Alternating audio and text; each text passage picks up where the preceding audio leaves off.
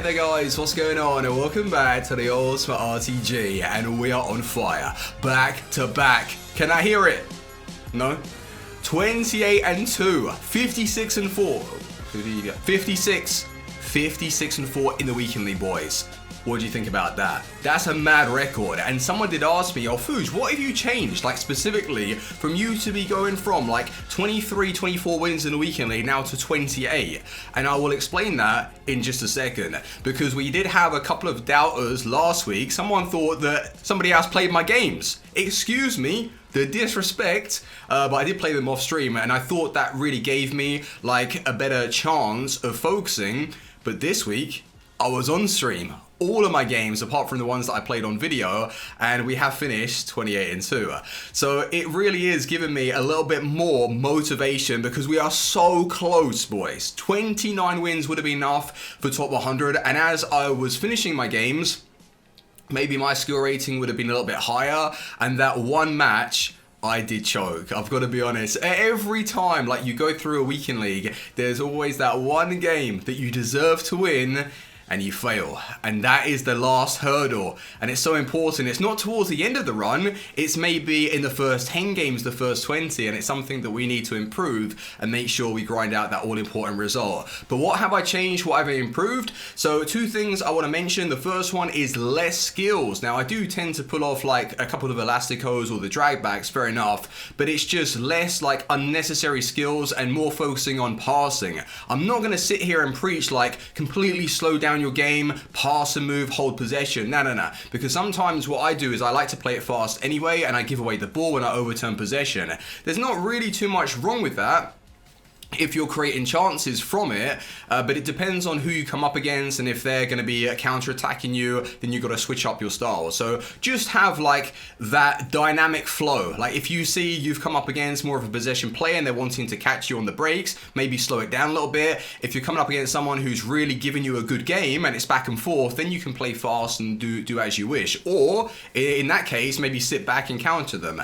The second thing that I feel like I have improved quite a bit over the months of playing FIFA is focusing on player switching. Now, you know my defense though, sometimes it just collapses, and and this is what I'm trying to improve on myself, is why does that happen? Like some games I'm really good with a player switching, putting on pressure, but maybe that is just because the way I defend, it is very aggressive, and not always you're going to be able to put on the correct pressure, and that's where gaps will form against different styles and different opponents. So if I can maybe play a little bit more reserved when I don't feel like I've got that form of being able to read the play, that's something that could also take our game to the next level. It is small margins right now, and we are so close. We're in touching distance of top 100. But I look at the leaderboard, and Xbox is scuffed. Even on PlayStation, I think we had 29, 30 and O's. 29, 30 and O's? Okay, well, I'm not moving over to PlayStation, because then for me to get top 100 is never happening. So Xbox, come on, boys, we're going to push. But I did start off really slow on Sunday, and I didn't know what was happening. I choked a 2-0 lead. The goal that was scored for me to lose the game was from a set piece. Now, I don't know if this is like a new overpower tactic, but this guy was doing it consistently in the match. He just hoofed it inside the box, and none of my players would react. Like, it was a good ball as well, and then his Mbappe just latched onto it, and it was a goal. As easy as that. So maybe that's something that we need to keep an eye on and see if any other people start doing it against us, or if it makes its way into like the meta.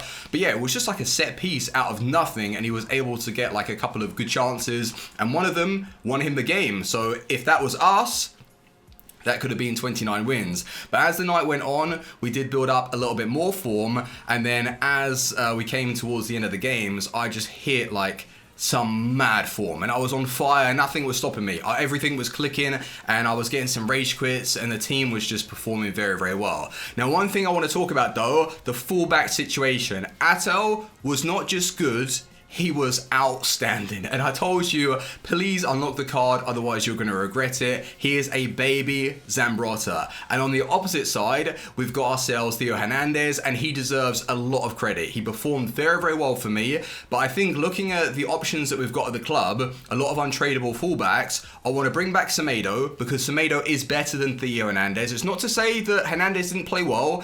It's just Semedo's better and Atal is better. So for me to actually upgrade this team, I feel like Atal to be played as a left back somehow, like switch them around, and then we'll have Semedo back in the right back position. I think that that will, improve our defense and might get us the extra couple of wins. And team of the tournament to Stegen, absolute beast. And I thought that for this weekend, I was only going to get like Elite 3, maybe at best Elite 2, because I started with Balassi and a few of those other players. I was using Kent for a few games. Like, he's good, but he's not that standard of what you would want to push into Elite 1 or top 100.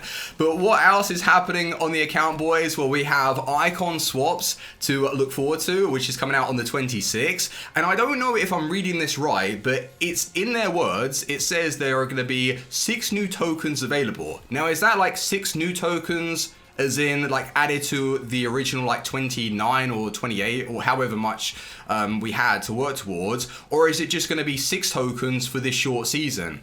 If it's 6, then I think it's going to be fairly easy to get your hands on like a middle icon SBC. Well, that's in the source code right now. And I'm thinking, who else has been leaked? It is Zambrotta, Prime Zambrotta. And I did say that the whole idea was to be able to get him to the account at some point, as well as Essien.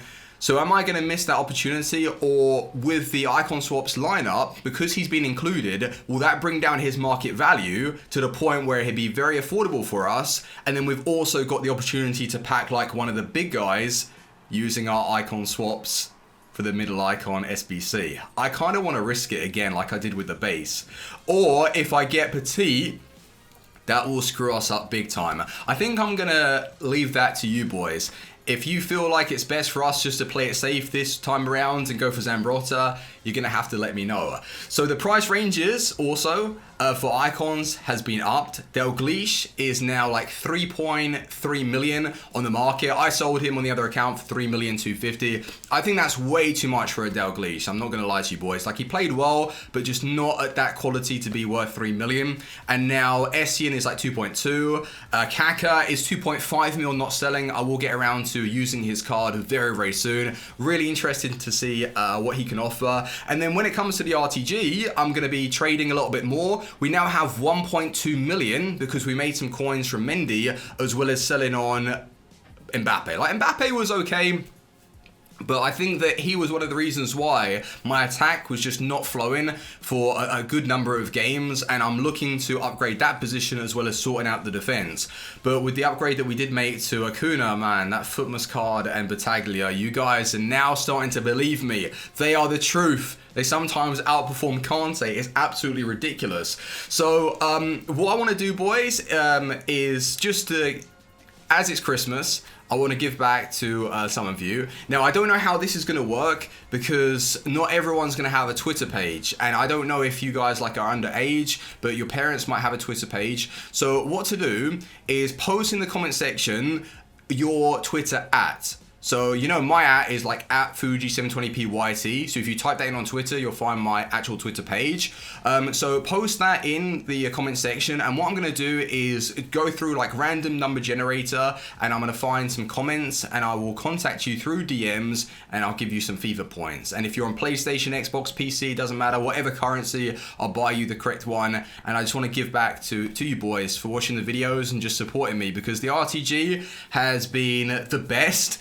Although our finishes just now are starting to improve, but it's just been so enjoyable. The team is it's in a state where it's a solid side, but there is so much room for improvement, bringing in the best of the best players. We've got Team of the Year around the corner, and I'm now starting to trade a little bit more. It's just exciting times, and I'm enjoying it more than ever, and you guys are showing some incredible support on the videos, as well as the reviews I'm putting up on the channel. So yeah, thank you very much, and happy Christmas to you boys. There will be a video tomorrow and the next day as per usual. I'll probably take streaming off though on Christmas Day because I want to spend time with the family and stuff, but then we'll be back on the grind for Boxing Day and all that good stuff. So what a way to celebrate it, right? We got 28-2 for Christmas. Hey, my Christmas has come early. It would have been nice if we hit top 100, but you know, don't be greedy. We've got another set of Elite 1 rewards Last week were terrible, but this week we should have Inform Ben Yedder in packs, Inform Mbappe or Neymar. I don't know who it's going to be,